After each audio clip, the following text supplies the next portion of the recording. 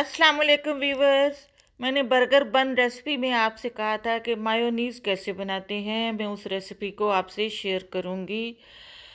जो चीज़ें उसके लिए चाहिए वो आपसे शेयर कर देती हूँ। एक अंडे को सफ़ेदी और जर्दी अलहदा कर लें। सिर्फ जर्दी इस्तेमाल होएगी, सफ़ेदी नहीं होएगी।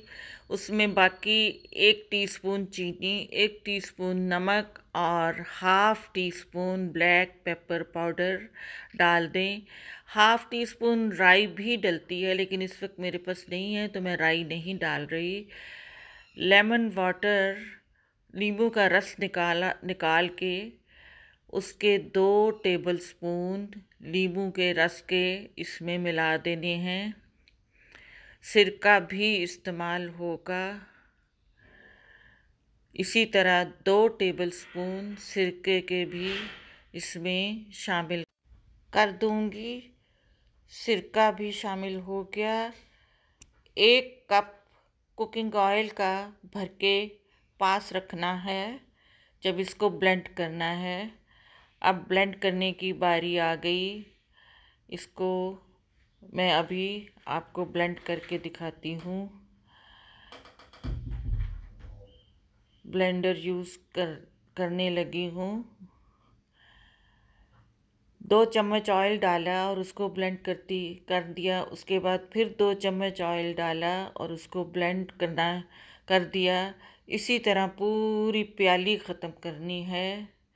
2 चम्मच डाला। ये देखें, जर्दी इस्तेमाल की थी जिसका कलर येलो था, लेकिन मायोनीज़ का कलर जो ही वो थिक होती जा रही है उसका कलर वाइट हो गया है। ब्लेंड किया, उसके बाद फिर उसको ऊपर से उतारा। फिर 2 चम्मच कुकिंग ऑयल। ये नहीं कि आप एक ही दफ़ा पूरा कप उंडेल देंगे, नहीं।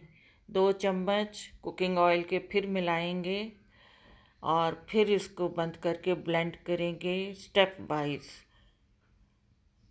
अगर मेरे चैनल पे नए हैं तो सब्सक्राइब कर दें, बेल बटन को प्रेस कर दें, लाइक कर दें।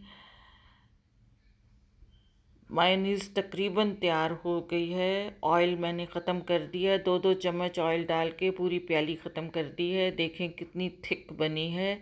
अब इसको मैं बॉटल में उंडेल के दिखाती हूँ। ये मायोनीज़ मैंने बर्गर बन के लिए तैयार की थी और अब 10-15 दिन हो गए, मैंने अभी तक इसको स्टोर किया हुआ है।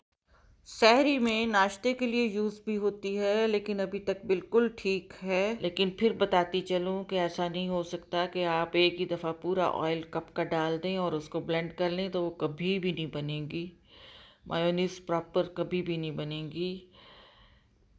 आप इसको स्टोर कर दें और इकोनॉमिकल है, बाज़ार से बहुत सस्ती बनेगी।